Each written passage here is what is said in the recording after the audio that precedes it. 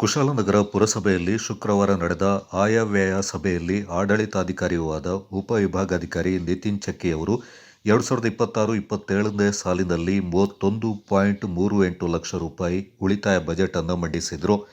2026-27ನೇ ಸಾಲಿಗೆ ನಿರೀಕ್ಷಿತ ಆದಾಯ 31,44,39,802 ಲಕ್ಷ, ನಿರೀಕ್ಷಿತ ಖರ್ಚು 31,44,39,802, ನಿರೀಕ್ಷಿತ ಖರ್ಚು 31,28,91,730 ಅಂದಾಜು ಮಾಡಲಾಗಿದ್ದು, ಒಟ್ಟು 31.38 ಲಕ್ಷ ಉಳಿತಾಯವನ್ನು ನಿರೀಕ್ಷೆ ಮಾಡಲಾಗಿದೆ.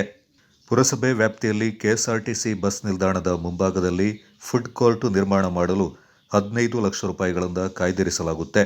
ಪುರಸಭೆ ಕಚೇರಿಯ ಸಂಪೂರ್ಣ ಕಡತಗಳನ್ನು ಡಿಜಿಟಲೀಕರಣಗೊಳಿಸಲು 20 ಲಕ್ಷ ರೂಪಾಯಿಗಳಿಂದ ಕಾಯ್ದಿರಿಸಲಾಗುತ್ತೆ. ಪುರಸಭೆ ವ್ಯಾಪ್ತಿಯ ಎಲ್ಲ ವಾರ್ಡ್ಗಳಲ್ಲಿ ಮಹಿಳೆಯರು ಮತ್ತು ಹಿರಿಯ ನಾಗರಿಕರ ಸುರಕ್ಷತೆಗೆ ಸೋಲಾರ್ ಸಿಸಿಟಿವಿ ಅಳವಡಿಸಲು 25 ಲಕ್ಷಗಳಿಂದ ಕಾಯ್ದಿರಿಸಲಾಗುತ್ತೆ ಹಾಗೂ ಬೀದಿ ನಾಯಿಗಳ ಸಂತಾನಹರಣ ಶಸ್ತ್ರಚಿಕಿತ್ಸೆಗಾಗಿ 10 ಲಕ್ಷ ರೂಪಾಯಿಗಳಿಂದ ಕಾಯ್ದಿರಿಸಲಾಗುತ್ತೆ. ಪುರಸಭೆ ವ್ಯಾಪ್ತಿಯ ಕೆಎಸ್ಆರ್ಟಿಸಿ ಬಸ್ ನಿಲ್ದಾಣದಲ್ಲಿ ಮಹಿಳೆಯರ ಅನುಕೂಲಕ್ಕಾಗಿ ಸ್ಯಾನಿಟರಿ ಪ್ಯಾಡ್ ವೆಡ್ಡಿಂಗ್ ಯಂತ್ರ ಅಳವಡಿಸಲು ಉದ್ದೇಶಿಸಲಾಗಿದೆ. ಪುರಸಭೆಯಲ್ಲಿ ಕೆಲಸ ನಿರ್ವಹಿಸ್ತಾ ಇರುವ ಎಲ್ಲ ಪೌರ ಸಿಬ್ಬಂದಿಗಳಿಗೆ ಸ್ಟೇಟ್ ಬ್ಯಾಂಕ್ ಆಫ್ ಇಂಡಿಯಾದಲ್ಲಿ ಜನರಲ್ ಪರ್ಸನಲ್ ಇನ್ಶೂರೆನ್ಸ್ ಅಡಿಯಲ್ಲಿ 60 ಲಕ್ಷದ ಅಪಘಾತ ವಿಮೆ ಮಾಡಿಸಲು ಉದ್ದೇಶಿಸಲಾಗಿದೆ. ಪುರಸಭೆ ವ್ಯಾಪ್ತಿಯಲ್ಲಿರುವ ಎಲ್ಲ ಸರ್ಕಲ್ಗಳ ಅಭಿವೃದ್ಧಿ ಹಾಗೂ ಕೆಎಂ ಕಾರ್ಯಪ್ಪ ಸರ್ಕಲ್ ಪ್ರತಿಮೆ ಹಾಗೂ ಗುಂಡೂರಾವ್ ಪ್ರತಿಮೆ ಸ್ಥಾಪನೆಗಾಗಿ 25 ಲಕ್ಷವನ್ನು ಕಾಯ್ದಿರಿಸಲಾಗಿದೆ ಎಂದು ಮುಖ್ಯಾಧಿಕಾರಿ ಗಿರೀಶ್ ಅವರು ತಿಳಿಸಿದರು.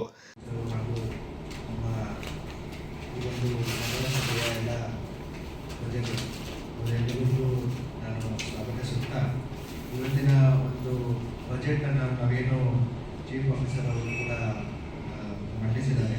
ಆ ಬಜೆಟ್ನಲ್ಲಿ ಮುಖ್ಯವಾಗಿ ನಾವು ಹೇಳಬೇಕಾದ್ರೆ ಇದರಲ್ಲಿ ಅಲ್ಪಸಂಖ್ಯಾತರು, ಮಹಿಳೆಯರು ಮತ್ತು ನಮ್ಮ ಥರ್ಡ್ ಜೆಂಡರ್ ಅಂದರೆ ಸಖಿಗಳು ಅವರಿಗೆಲ್ಲರೂ ಕೂಡ ನಾವು ಅವರ ಇನ್ಕ್ಲೂಸಿವ್ ಆಗಿ ನಾವು ಒಂದು ಬಜೆಟನ್ನು ನಿರ್ವಹಿಸಿದ್ದೀವಿ. ಅದರಲ್ಲಿ ಮುಖ್ಯವಾಗಿ ಹೇಳಬೇಕಾದ್ರೆ ಕೆಎಸ್ಆರ್ಟಿಸಿ ಬಸ್ ಸ್ಟ್ಯಾಂಡ್ನಲ್ಲಿ ಇದು ವೆಂಡಿಂಗ್ ಮಷೀನ್ ಇದು ಬಹಳ ಉಪಯೋಗಕ್ಕೆ ಬರ್ತದೆ ಅಂತ ನಾವು ಭಾವಿಸ್ತೀವಿ. ಅದರ ಜೊತೆಗೆ ನಾವು ಮೊದಲನೇ ಬಾರಿಯಾಗಿ ನಾವು ರೆಕಾರ್ಡ್ ರೂಮನ್ನು ನಾವು ಡಿಜಿಟೈಸ್ ಮಾಡಬೇಕು ಅಂತ ನಾವು ಒಂದು ಪ್ರಯತ್ನವನ್ನು ಇಟ್ಕೊಂಡಿದ್ದೀವಿ.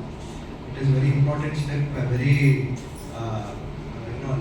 ಹೇಗೆ ಹೇಳಬೇಕು ಅಂತಂದರೆ ವೆರಿ ರೆವಲ್ಯೂಷನರಿ ಸ್ಟೆಪ್. ಯಾಕಂದರೆ ನಮ್ಮ ಇಡೀ ಒಂದು ಕರ್ನಾಟಕದಲ್ಲಿ ನಗರಸಭೆಯಲ್ಲಿ ಡಿಜಿಟೈಸ್ ಮಾಡುವಂಥ especially at the TMC level records digitise ಮಾಡುವಂಥದ್ದು ಪ್ರಯತ್ನ ಅಷ್ಟು ಯಾರೂ ಪಟ್ಟಿಲ್ಲ.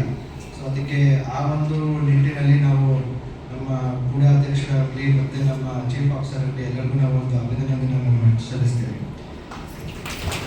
ಅದರ ಜೊತೆಗೆ ಡಿಜಿಟೈಸ್ ಆಗೋ ಜೊತೆಗೆ ಲೈಬ್ರರಿಯನ್ನು ಕೂಡ ನಾವು ಒಂದು ನೆಕ್ಸ್ಟ್ ಲೆವೆಲ್ ಆಗಿ ನಾವು ಅದನ್ನು ರೆನ್ಯುವೇಷನ್ ಮಾಡೋದಾಗಲಿ ಮತ್ತು ಅದನ್ನು ಒಂದು ಸ್ಟ್ಯಾಂಡರ್ಡೈಸ್ ಮಾಡೋದಕ್ಕಾಗಲಿ ಅಂದ್ಬಿಟ್ಟು ಒಂದು 10 ಲಕ್ಷ ರೂಪಾಯಿನ ಇದನ್ನು ನಾವು ಬಜೆಟ್ನಲ್ಲಿ ನಾವು ಮಂಡಿಸಿದ್ದೀವಿ. ಅದ್ರ ಜೊತೆಗೆ ಥರ್ಡ್ ಜೆಂಡರ್ಗೂ ಕೂಡ ಈ ಒಂದು ಬಜೆಟ್ನಲ್ಲಿ ಸೇಮ್ ನಮ್ಮ ಪೌರ ಕಾರ್ಮಿಕರಿಗೆ ನಾವೇನು ವಿಮಾ ಯೋಜನೆ ಕೊಟ್ಟಿದ್ದೀವಿ, ಅದು ಆಕ್ಸಿಡೆಂಟಲ್ ಇನ್ಶೂರೆನ್ಸ್ ಕೊಟ್ಟಿದ್ದೀವಿ, ಅದನ್ನು ಥರ್ಡ್ ಜೆಂಡರ್ಗೂ ಕೂಡ ನಾವು ಇನ್ಕ್ಲೂಡ್ ಮಾಡಿದ್ದೀವಿ.